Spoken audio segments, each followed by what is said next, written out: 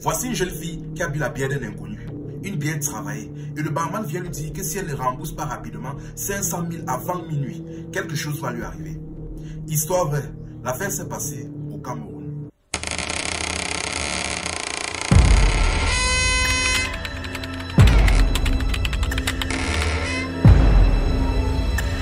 À toutes les jeunes filles, nos pays seuls, pardon, la gratuité n'est pas bon. Changez de mentalité.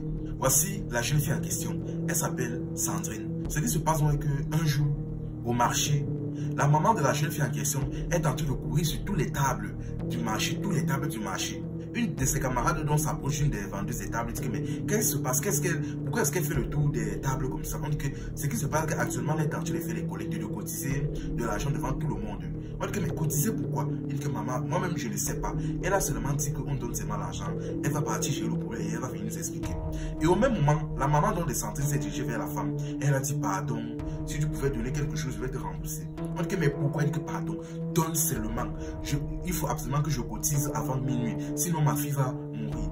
Donne seulement et je te promets que je vais t'expliquer après. Elle dit qu'il n'y a pas de problème. Chacun a donné ce qu'il pouvait jusqu'à ce que ça atteigne la somme de 500 000 francs. Et elle est partie.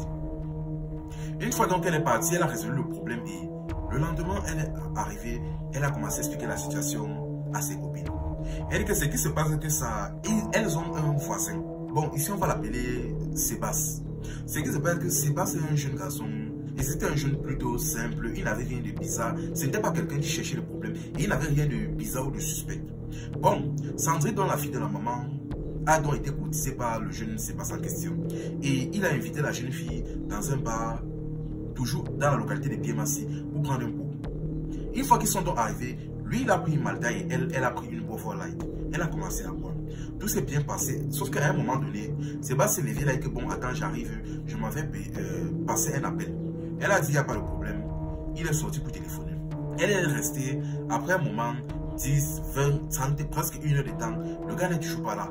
Ah, là, elle a compris que le gars avait pigeon. Mais elle s'est dit que bon, ce n'est pas grave. De toute façon, ce n'est qu'une simple Beaufort Light. C'est au trop 650. Elle appelle donc le barman donc pour lui donner son argent. Et le barman dit que, mais tu me donnes 650, je fasse quoi avec? Il dit que, madame, c'est 500 000. Elle dit que... Attends, elle commence à dire que, mais attends, la Beaufort Light qu'on vend partout au pays à 650, toi tu veux me vendre ça à 500 000 comment? Il dit que madame, attendez, il dit que madame, c'est la première fois que vous venez ici. Elle dit que oui. Il dit que, hé, attends, vous êtes venu avec qui? Vous êtes venu seul, je ne sais pas. Il dit que non, je suis venu avec un ami. Il dit que madame, sachez que l'ami là vous a vendu. Le bar c'est en question. La bière que vous avez bu là, on vous a vendu. Et la bière que vous avez vendue là, c'est une bière travaillée, c'est une bière mystique. Si vous ne payez pas 500 000 avant minuit, vous allez tomber. Et à l'instant où elle a écouté ça, elle a commencé à avoir peur. Et elle a directement cru à ses propos parce que cette histoire s'était déjà passée à Dakar. Donc ce n'était un secret pour personne. Là, elle s'est levée, elle a commencé à avoir peur. Ce qui se passe, c'est que vous allez partir chercher la somme. Vous allez venir ici. Et je vais vous dire où vous allez partir donner ça. Je dis, mais je vais vous dire où vous allez partir donner ça. Et je reprécise, faites-le avant minuit. Sinon, c'est fini pour vous. Elle est qu'elle a compris, elle est partie voir sa maman, expliquer la situation. Sa maman a mis les mains sur la tête. Et le voisin de son côté, lui-même, chez lui, n'était plus là. Il avait pigeon. Là, maintenant, c'est là où sa maman doit commencer à faire le tour du marché, voir tous ses copines, tous ses collègues, tous ses assos, pour essayer de collecter la somme. Et une fois la somme atteinte, elle est partie voir sa fille. Elle et sa fille sont partis voir le barman en question. Et je précise bien, c'était un bar minable, c'était un bar crasseux. Ce n'était même pas un bar de luxe pour qu'on s'imagine quoi que ce soit. C'était un bar classique, limite pauvre. Elles sont rentrées à l'intérieur, elles ont vu le barman, elles ont voulu donner la somme au barman. Le barman dit que non, moi je ne touche pas l'argent-ci. Il est hors de question. Il a dit que ce qui se passe, c'est que vous allez partir telle localité, vers telle zone. Vous allez voir, il y a un fou là. Un fou sale qui traîne toujours dans les poubelles. Il porte un pantalon bleu. Sale. Ne vous inquiétez pas. Arrivez là-bas, vous demandez, vous vous renseignez. On va vous dire, il est très connu dans la zone, tout le monde le connaît. Partez voir le fou là. Et c'est à lui que vous allez remettre l'argent. Et c'est lui qui va vous expliquer comment est-ce que vous allez procéder. Elle a dit, il n'y a pas de problème. Elles ont donc pris 200, elles ont pris moto. Elles sont arrivées dans la zone, elles se sont renseignées. Et exactement comme le barman avait dit, elles ont facilement trouvé le fou en question. Il était assis au même endroit, sur un tas d'ordures, au milieu de n'importe où comme ça, au milieu du quartier. elles se sont rapprochées du marabout, elles ont expliqué le problème. Dit que franchement, un ami m'a invité dans un bar, il m'a offert une bouteille qui est normalement 650, mais apparemment, c'était quelque chose de travaillé. Et on me demande 500 000 avant minuit, sinon, je vais partir. Et après avoir dit ça, le fou s'est mis à éclater de rire. Il a dit, ne t'inquiète pas, je connais déjà le problème là. Il a sorti un fuit derrière lui. Il a dit, jette l'argent dans ce fuit. Elle a jeté l'argent dans le fuit et il a sorti un briquet. Il a donné à la jeune fille, dit, allume le feu et lance dans ce fuit. Dès qu'elle a lancé, la somme a commencé à brûler. Et là, il a dit à la jeune fille et à sa mère, courez, courez, où vous êtes là maintenant même, courez jusqu'à chez vous.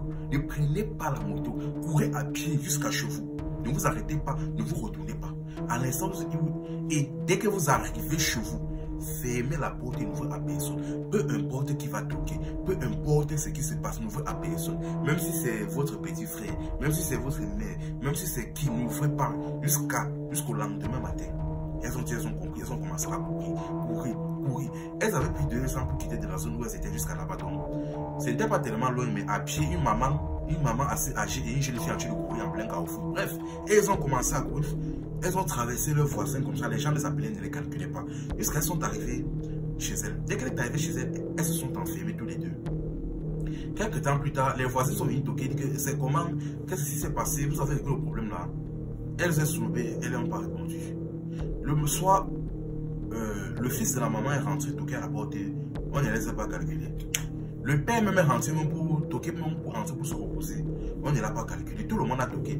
Tout le voisinage s'est déversé, commencé à toquer. Elle ne les calculait pas. Jusqu'à un moment donné, un jeune homme est venu toquer à la porte. C'était Sébastien, le fameux voisin en question, qui l'a amené dans ce bar en question pour essayer de la vendre. Il est arrivé là-bas, il a toqué la porte. Il a toqué, il dit que pardon, Sandrine, ouvre, je dois te dire quelque chose. Pardon, ouvre, c'est important. Je dois te dire quelque chose. Et tellement il était plus violent que les autres, les voisins ont commencé à dire que, mais attends, déjà toi là, c'est quel bien, c'est dans quel endroit où tu l'envoies jusqu'à la vieille de 500 000. Il dit que non, laissez d'abord le problème là, Sandrine doit d'abord ouvrir. Il dit que ouvrir pourquoi? Pourquoi tu es nerveux comme ça? Pourquoi tu frappes la porte là comme ça? Attends, qu'est-ce qui t'arrive? Le gars frappait la porte, il dit que non, Sandrine doit ouvrir. Il a tapé la porte toute la nuit. Je dis bien toute la nuit. Il ne s'est pas arrêté une seule fois. Jusqu'à Sandrine de son côté derrière a dit, je n'ouvre pas. Je n'ouvre pas la porte ici. Continue ce que tu as fait là, je n'ouvre rien. Les voisins essayaient de comprendre, mais il est seulement fou, il fait quoi comme ça? Il a toqué la porte. C'était ainsi donc que le lendemain matin, on a commencé à entendre les cris. Le lendemain matin, donc, comme le fou leur a dit, elles ont ouvert la porte le matin et on a retrouvé le jeune, sauf que cette fois-ci, il avait rendu l'âme et son corps avait séché sur place, noirci. Limite, il était en pleine dégradation. Si je vais éviter de dire le vrai terme, pour éviter que la vidéo ne soit bannie ou restreinte par les plateformes. Son corps était limite dégradé. Il était décédé comme ça sur le coup. Et c'est à partir du moment là maintenant que la maman doit sortir. Elle a commencé à expliquer la situation à ses copines. Le pourquoi du comment elles sont parties les prêter 500 000, des trucs comme ça. Elle a commencé à expliquer la situation. On a commencé à les regarder comme ça. Et mine de rien, c'était une situation assez connue. Donc ça n'a choqué personne. Parce que je précisais bien, ça s'était déjà passé à Dakar. Juste pour vous dire, à nos pays, c'est pardon. La facilité, pas la facilité, la gratuité n'est pas bon. La gratuité n'est pas bon. Je sais qu'aujourd'hui, il y a un certain avantage qu'il y a sur nos pays, sur les femmes en majorité, c'est que beaucoup de choses sont gratuites chez elles.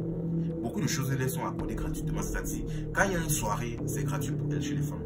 Quand il y a un festin, c'est gratuit chez les femmes. Il y a une sortie, c'est gratuit. On vous invite, on vous gère tout. Même le taxi, souvent, on vous gère tout. On vous gère. Mais c'est qu'on n'a pas compris qu'il y a maintenant certaines personnes qui exploitent ça pour faire les rituels. Donc, pardon. Tant que vous n'êtes pas sûr à 100% souvent de connaître bien la personne. Et souvent même éviter un peu la gratuité parce que dans ce monde, rien n'est gratuit. Donc, souvent, quand vous partez ensemble, c'est mieux même que vous payez vous-même. Ou du moins, vous vous invitez mutuellement. C'est-à-dire, tu payes une tournée, il paye une tournée. Là, on est sûr que non, rien de bizarre ne va se passer. Mais franchement, la famille, soyez prêts. Soyez très prêts dans nos pays. Arrêtez la gratuité et la facilité. Enfin bref, c'était Info et Amusement. Ici, on s'informe et on s'amuse.